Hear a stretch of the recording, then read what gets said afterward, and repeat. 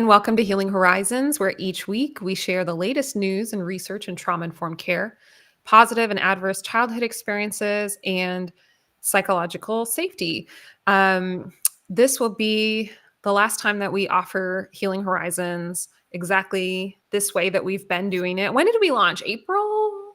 April? Maybe. I think, yeah, like April or May, but I think Okay. Yeah. April.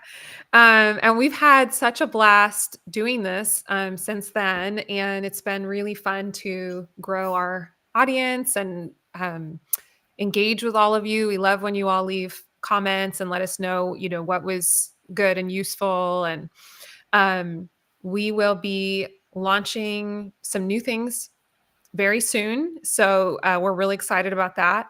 And this will keep happening, but in maybe a slightly different format. So stay tuned. And if you have feedback for us, go ahead and message me or the 10 Collective page on LinkedIn or send me an email and go to our website because we will take your suggestions to what you like, what you'd love to see more or less of.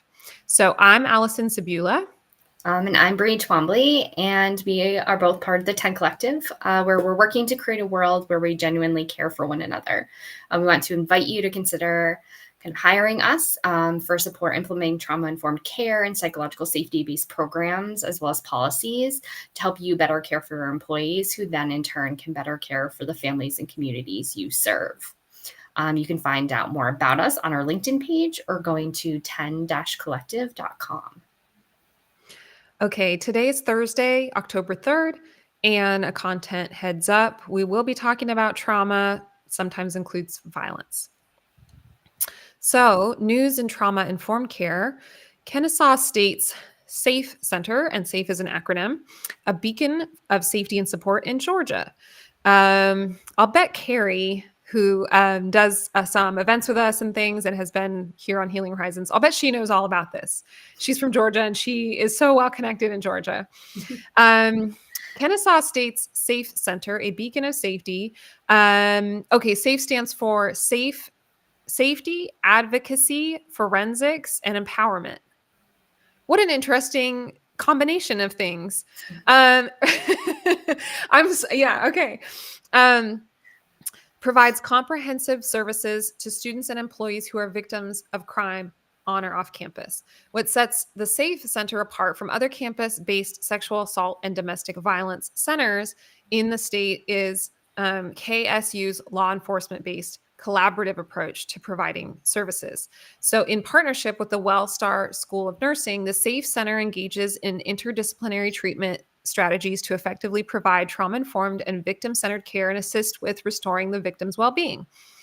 The center's team believes in a holistic approach to help people cope with the negative effects of victimization, such as PTSD, poor academic performance, depression, anxiety, and substance use. Wow, those are all the things that we need. That's all of them. They got it. Yeah. Way to go, SAFE Center. The SAFE Center staff are highly trained in providing trauma-informed advocacy support, medical care, counseling, support groups, and workshops. The staff is supported by 2 Wellstar School of Nursing faculty members who are certified as sexual assault nurse examiners. By offering a comprehensive range of services under one roof, we aim to make it easier for our students to seek help and find healing in a safe and welcoming environment, said Tanya Smith, SAFE Center Executive Director. We understand the impact that trauma can have on a student's ability to focus on their studies. That's what we want to hear. That is exactly what we want to hear. Yes. Yep.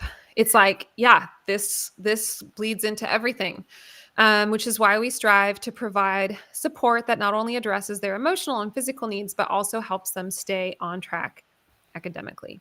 So that's great. So what we love about this is just the fact that it's not just about the crisis itself, but how this may impact a person's ability to be a successful student.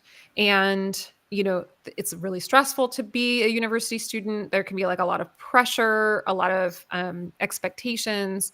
So having this kind of support is going to make all the difference. And I'll bet that this makes the difference as to whether or not someone chooses to seek help. Because if you're approaching a crisis center and it's not going to support you in a lot of different areas, it almost sometimes is easier to just be like, no, I just can't deal with it right now because it's too stressful to deal with it because I'm not going to get support in other areas of my life. So this is so important. Wonderful. Okay. Foundations of empathy and resilience, integrating trauma-informed policing from recruit training onward.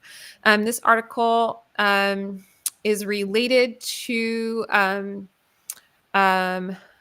let's see, the first global trauma-informed policing and law enforcement conference held in Melbourne, Australia in February 2024. So this is the Journal of Community Safety and Wellbeing, September 2024. What a nice journal. In this article, the authors explore the early integration of trauma-informed policing into the training of police recruits in Tasmania since 2023, and that is the little landmass under Australia, right? Tasmania, I think so. the little guy underneath. I Okay, feel like we should know this because we're reporting on trauma-informed news in Australia all the time. yeah, That we're experts we on need to do a Australia by now. deeper Yeah. dive into our Australia geography and land region so we can be accurate about that. Yeah. Trauma-informed policing is an approach that recognizes the psychological, emotional, and physical impact of trauma on individuals and supports a more compassionate and empathetic response from law enforcement at various stages of the policing process. Additionally, it emphasizes the importance of mental health and well-being for officers themselves, which is, they encounter a lot of trauma. I don't think that gets recognized enough. The training aims to equip recruits with knowledge to recognize signs of trauma, understand its effects on behavior, and respond appropriately. The survey evaluation of all training conducted in 2023 received a 70.8 response rate and indicated significant satisfaction with training. The training and its evaluation to date have demonstrated promising results, both in terms of enhancing the understanding and sensitivity of police recruits toward trauma and in providing a new level of sophistication to their interactions with vulnerable people. Okay, so this is a little thing that we always flag at 10 Collective. And this has been the same thing that we have said about the ACEs Aware program in California, where they're screening children for ACEs, which is that when you are publishing an evaluation and your findings are that people who took the thing or implemented the thing reported that they liked it, this is not the same as results. And so it's really, really, really important. And I just want to flag this for all of you that when you're reading something like this and you see that the results that they're publishing are actually just, did people like it or not? Which is fine, because that's going to, if people don't like it, that's going to be a barrier to getting real data. But just to put your critical lens on and to be like, okay, I'm noting that that's not data as to whether this program is effective or not. So in order for something to be effective, they need to measure an outcome, and that outcome has to change. So something like less violent encounters between the police and whoever they're policing. Okay, that number would need to go down. Or I'm not an expert in criminal justice, but there would, I don't know, Bree, if you can think of any other like outcomes, but the actual outcome is what would be, yeah, this is working. And so of course, when you're implementing something, the only data you're going to have is, did it get implemented? And what did the people think about this implementation? But we look forward to seeing whether this has any real tangible impact. Because if not, and we say this ad nauseum, we say it every time, if it doesn't work, you need to stop. Yes. Yes. And I think to that point, just thinking of like sometimes implementing things with like best intentions, like to try to create healing, can end up creating more harm. Yep. And so we have to be making sure that we're looking at data related to that too, in some aspect, to make sure that this isn't actually creating more harm, creating more barriers for people to access things. So thinking about that, and yeah, moving past, did we like the training? In a self-report, do I think that my attitudes changed? To like, what's the actual behavior change? Yep. that we're seeing, and what is that impact having on individuals or communities, or large systems. So That's yeah, I'm interested to see this program and how it continues and how the evaluation looks with it. Um, Yep, yeah. absolutely. Yeah. Okay, our next one is new Buckeye Ranch program at Southwestern Schools helps tackle trauma in preschoolers. So Southwestern City Schools in Columbus, Ohio is partnering with the Buckeye Ranch, which is a nonprofit behavioral and mental health services facility, on a program to help pre-K students and their families in the district proactively tackle childhood trauma before kindergarten. The program aims to close a gap in mental health services for young children in a proactive way. So oftentimes when our students are struggling, our preschoolers are struggling, that's because our families are struggling. We need to not look at kids in a vacuum and look at what everybody has going on, says Andrea Weisberger, Director of Education and Early Childhood Mental Health. The program, called the Preschool Program, seeks to equip, and this is direct quote from the article, Black students and their families with the tools they need to thrive in the kindergarten environment and beyond, and possibly avoid making existing mental health problems worse by over-disciplining children. So the article also talked about how Black children are disproportionately affected by disciplining and expulsions from the youngest levels of education. Yeah. There's been a lot of research, if you're interested in that. Walter Gilliam out of Yale is a good go-to person for a lot of those studies. But for me, this was a little interesting because a lot of the research that he has found too talks about how there's a lot of bias at play when we're thinking about those discipline practices, those expulsions for the young Black children, especially Black boys. And this article didn't really seem to be talking about maybe like what they're doing within the school to address that through coaching, through training, through practice and policy review. It seemed to be saying, we'll work with the parents and help them with discipline. So that felt a little icky to me and like something was missing, but maybe it just wasn't captured in this article that was written about it. Yeah. But made me kind of stop and have some pause there. Sometimes the journalists are not trauma informed, but there have been more like trauma informed journalist training programs popping up. Mhm. I've been seeing them. And so when you have a journalist who understands the landscape a little more, maybe the coverage could be better. There are a lot of articles we cover where it's like, we didn't get any of the information that we need here. No, Yeah. no, Yeah. no. Yeah. So they talked about how a big part of the program is working with parents or caregivers who may have had trauma responses themselves and how they're raising their children. So they work to give them different parenting tools and tips to help them to manage things like temper tantrums, problems at school. Again, what I think is missing from here is like the parents' own ability to understand and manage their own feelings and emotions and responses. And again, that might be happening, just wasn't captured in the article. Another quote from the director, Weisberger, said that we see that oftentimes parents will be triggered by their child's behaviors because it's bringing up some kind of trauma from them. Because we know trauma is generational. So I think from that quote, there is some of that understanding of like, caregivers and parents may become activated by a child's behavior because of their own experiences.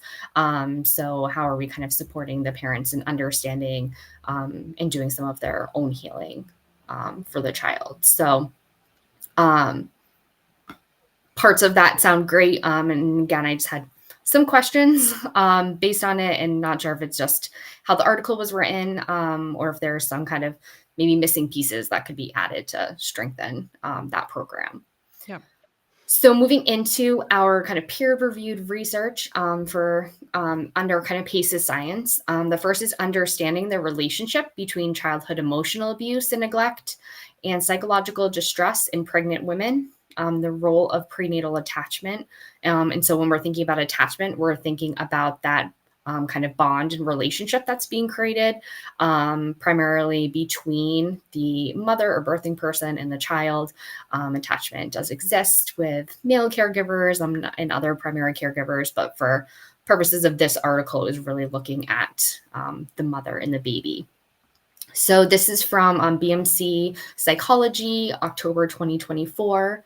And the aim of the study was to examine how emotional abuse and neglect experiences may lead to the occurrence of psychological distress in pregnant women, and whether prenatal attachment might explain this association. So this was an Italian study, 128 Italian pregnant women ranging in age from 21 to 46. And the researchers found a link between childhood neglect and perinatal psychological distress, as well as a link between childhood neglect and prenatal attachment scores. No significant correlations were found for emotional abuse, which is interesting. Prenatal maternal attachment was shown to be the result of the relationship between neglect and perinatal psychological distress. So really looking at that as things of there was some neglect that happened that created some kind of psychological distress that impacted the bond between the mother and the child. They talked about how the transition to motherhood is a really sensitive period, especially for women who have experienced abuse and neglect during childhood. And these experiences may negatively impact a woman's ability to kind of emotionally and behaviorally engage in that formation of a bond with their unborn baby. There can be a lot, especially if I think the abuse was sexual abuse, just from the process of giving birth to a child, the process of getting pregnant, all of those things can add some additional stress to that as well. And this was another article that just really was screaming to me, we need more support for mothers in this country. There's another one that I'll talk about later on that's the same thing. But we need to take care of moms, birthing people, families better in this country to be able to promote that healing and to strengthen those bonds between caregivers and babies. Yeah, I mean, and this this study, I am just thinking, this is such a rich area. Like, if we could focus so much of our time and resources in this one area, which is looking at, childhood trauma for new mothers and how that impacts their ability to attach in a healthy way to their kids, we could create world peace. I mean, this is it right here. This is the heart of the matter. This is the thing, right here. Yep. Incredibly important developmental period of time that can impact a child's ability to have relationships, to their mental health, how they're kind of just growing and developing as a human, how they're going to be later on in life. Because this is what governments really care about, a productive and economically, able member of a society, or whether they drain resources. It's everything. Yep. Really, really important study. Really important study. We will link to that in our blog summary. Check that one out. It's could not possibly be more important. All right. Next one. So, study reveals high prevalence of childhood trauma among Taiwan's female drug users. Okay. So, the prevalence of adverse childhood experiences among women with histories of drug use should be considered when shaping drug harm prevention policies, according to the lead researcher of a study. Researchers believe factoring negative childhood experiences into the planning and prevention and rehabilitation services could improve long-term outcomes for women. I don't know all of the landscape in Taiwan, but I would be really curious because we've talked about this before. Substance use treatment feels like the final frontier in trauma-informed care. I always say it's going to be the last thing that becomes trauma-informed, even though it's the most obvious, because there's such a stigma and there's been the war on drugs for such a long time. It's going to be really hard to escape all of that. This ideology that you're just not strong enough. You're a bad person. This is morally abhorrent. Mhm. And so even though it's always like, well, obviously, freaking duh. Mhm. When I read a study like this, like, is water wet? But we're just not there. Like, we're just not there. And so it's always wild to read where, uh, a place, a center, a country, a community is asking these questions like, I wonder if there's a link between trauma and drug use. Yes. Okay. The recommendation comes after survey results revealed that over 75% of women with a history of drug use had experienced at least one highly stressful and potentially traumatic event before age 12.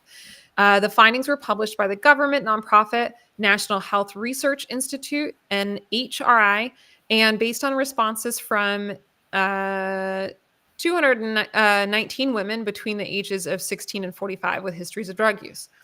Okay, that's like a pretty small sample size. I'd love to see a little more there.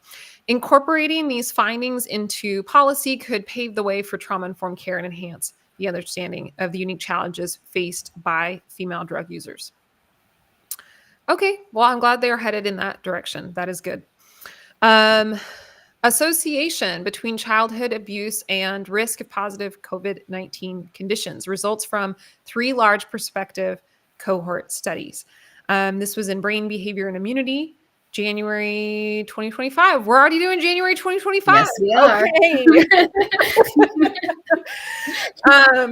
I'm like, oh my God, I know time is flying by fast, but that's really what happened to fall. Okay. Yeah, I was like, oh, we just missed this one in the last year. And then I was like, no, it is 2025. It doesn't say 2024. Okay. It's okay. probably that the journal only comes out so often, once a year or twice a year. Yeah. Yeah. Okay. This prospective study examined the associations between combined exposure to sexual and physical emotional abuse during childhood with risk of post-COVID-19 conditions, aka long COVID, in adulthood. Additionally, we explored the extent to which lifestyle, health-related, and psychological factors explain this association. Of 2,851 participants, the mean age was 55.8 years, 97.8 were females, and 96.5 identified as white. Ooh, I'm really curious about that. Where did they do this study? 96% are white. Like, where in America could you even get that sample? So I added some notes on the limitations from this study to the bottom because they address this a little bit in their limitations. So most of them were healthcare professionals. Okay. So they did talk about how they don't know how generalizable this study is to the general population because it was so predominantly one characteristic Sure, type of sure. people within that. So Sure. I guess it could be we could apply it to other white females though, and yes. there are many white females. So, okay. Okay. Researchers observed a dose-dependent relationship between severity of childhood abuse and post-COVID conditions. So participants with severe versus no childhood abuse had a 42% higher subsequent risk of post-COVID conditions. Key lifestyle, health-related, and psychological factors led to 25% of this association.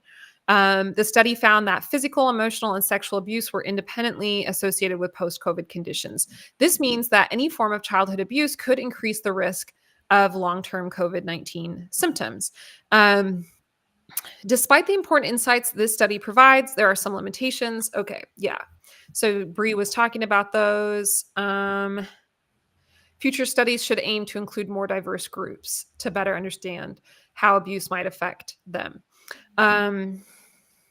I mean, on the other hand, I guess they didn't really have to account for too many other factors. That can be the nice part of having a homogeneous sample, is that you don't have to look at it by race if you're just looking at white women or so obviously they would need to do another study for other populations, but there can be upsides to having a study with just one homogeneous group. And so to comment on this from our professional opinion as to why we think that there would be an association between long COVID and childhood trauma is due to, this is what we teach if you were to hire us and bring us into your trainings. We talk a lot about nervous system regulation and the effects of toxic stress, meaning if you grew up in an environment that had chaotic, unpredictable conditions where there was a lot of stress a lot of the time, reaches a toxic level of stress in your brain and your body that creates a whole suite of conditions like hypervigilance, um, just various systems in your body breaking down because you're always on high alert. And so, when it comes to trying to recover from something as severe as COVID, and with COVID in particular, this was a really highly fear-based. Um, I mean, the physical impacts were severe and real, but then there was also a lot of fear happening because we were seeing deaths around us. It's an airborne disease, so breathing or breathing on someone, breathing around someone, you're wondering, am I harming someone? Am I going to be harmed? So the fear was really, really high, and so you've got like this really um, um, really potent combination of present day fear and harm combined with maybe you had those conditions, like really chronically stressful conditions as a child. And so your body's ability to recover and get back to a healthy level. This is, when we're talking about resilience, we're talking about your ability to bounce back from something stressful, is going to be hindered when you have childhood trauma. And so that's literally what long COVID is. Were you able to bounce back from this really well and get back to a nice healthy level or not? And so if you have a lot of childhood trauma, adverse childhood experiences and stress, it's going to have a negative impact on that. Anything to add, Bree? I think it just goes with what you were saying, but when our stress response system is activated, our white blood cells actually we start producing fewer of those because our body is focused on like what is actually happening, producing stress hormones to keep us safe, to help us survive.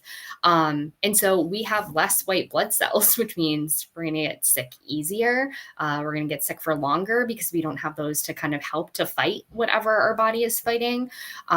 So just from that like perspective of like really down to a cellular level, what's going on in our body can really help to explain that. That was one of the things when I was really learning about the science of the stress response system that I found really interesting. It made so much sense like throughout my life when I would have like highly stressful situations and then I would get sick. Yep. Makes sense. That makes so much sense. Thank you for adding that. And I think that like for us, this is the type of thing that we like to help people who work with children and families understand. Hi, puppy. And what we like to help workplaces understand so that workplaces can lower the stress levels for their employees. And so for us, when we see something like this, we go, yeah, this makes perfect sense. This is right in line. But if this is something that feels very confusing to you and you're not sure how this works, bring us in. We'll do a training. Mm-hmm. Yeah. Yeah, absolutely. I think just thinking about workplaces, if you're highly stressed and you're sick and you're having to call out from work because you're sick frequently, can impact productivity. There's just so many reasons just to help our employees to be well physically and mentally. Yeah. Okay, our next is latent profiles of childhood adversity, adolescent mental health, and neural network connectivity. So this is from Psychiatry, August 2024, and this was a study out of the University of Michigan. The study tracked over 4,000 youth from birth to age 15, looking at how a range of childhood adversities, so they looked at things like maltreatment, family violence, maternal depression, affect later mental health and brain function. They used a clustering method. They identified 4 different profiles of childhood adversity. So one was low adversity, which was minimal exposure to adverse events, medium adversity, which was moderate levels across various domains. Maternal depression was its own category, with moderate adversity with high levels of maternal depression, and then high adversity, significant adversity across all measured domains. And the findings showed that youth exposed to high levels of adversity in multiple contexts, so thinking about things like home, family, community, they experienced worse mental health outcomes and altered brain function. A really important finding, this is what I was kind of alluding to earlier, was that even in the absence of high levels of other types of adversities, youth growing up with mothers with depression showed similar mental health symptoms and emotion-related brain connectivity patterns to those youth exposed to the highest risk factors. So the researchers were really saying that this really just shows the critical contribution of maternal mental health on children's emotional development. So again, support moms, support families. How many times has a huge impact. We shared 2 studies today on that. So I don't know if you're in America, elections are coming up. Think about things that could support families and positive childhoods. When can we get a politician that just is like, all right, let's start over. Let's Let's go back. like, it feels like everyone's just kind of tweaking, a few things here and there. It's like, man, if we just had a couple really great things, we would just see such a huge difference. Yeah. I feel like things that all people of all parties would agree on as well. Yeah. Yep. Okay. Because ultimately there's a lot of, right, like, I feel like both parties, there's a lot of like, we want people to be productive, contributing individuals within society. Yeah. And so supporting mothers and families can help bring that, no matter which side you're on. So yeah, support mothers and families. Okay, I could go on about that for forever, but we won't today. We'll move us on to our next time. study. Okay. Intergenerational chain of violence, adverse childhood experiences, and elder abuse perpetration. So this was in JAMA Network, September 2024. And so this research revealed that people who experience adverse childhood experiences, or ACEs, have a higher likelihood of committing abuse against older adults. It had 13,318 survey responses by women and men, pretty evenly split, age 20 to 64 in Japan. And it found that 8.5% of those with ACEs admitted to physically or verbally abusing elders. So the study confirmed that people who had ACEs when aged 0 to 18 had a higher risk of committing violence and verbal abuse against adults aged 65 and older.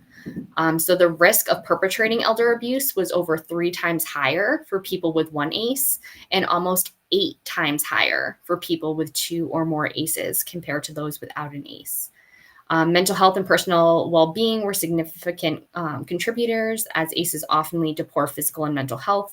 And some other factors that they noted were things like depression, other mental illness, living arrangements, marital status, income, whether the person went out at least once a month. So the findings really highlight the importance of understanding the cycle of violence, as well as developing support systems to help break this intergenerational pattern. And I think here too is just looking at systems and how are we supporting people, because I think there are some intergenerational patterns of how we express and respond to our feelings, especially those of anger or frustration, that could be contributing, as well as just compounding stress from all of these other factors that they talked about, that can just keep inside and then eventually kind of burst out, erupt like a volcano. So systemically, there are things that could change, so people would have more support with that too. Yeah. Thanks, Bree. We have one more today on psychological safety, team factors in ethical decision making, a content analysis of interviews with scientists and engineers. So this was in Science and Engineering Ethics, August 2024. To better understand the ethics of team decision making, researchers interviewed scientists working at a public research university, asking them about their experiences and observations with ethical dilemmas within research.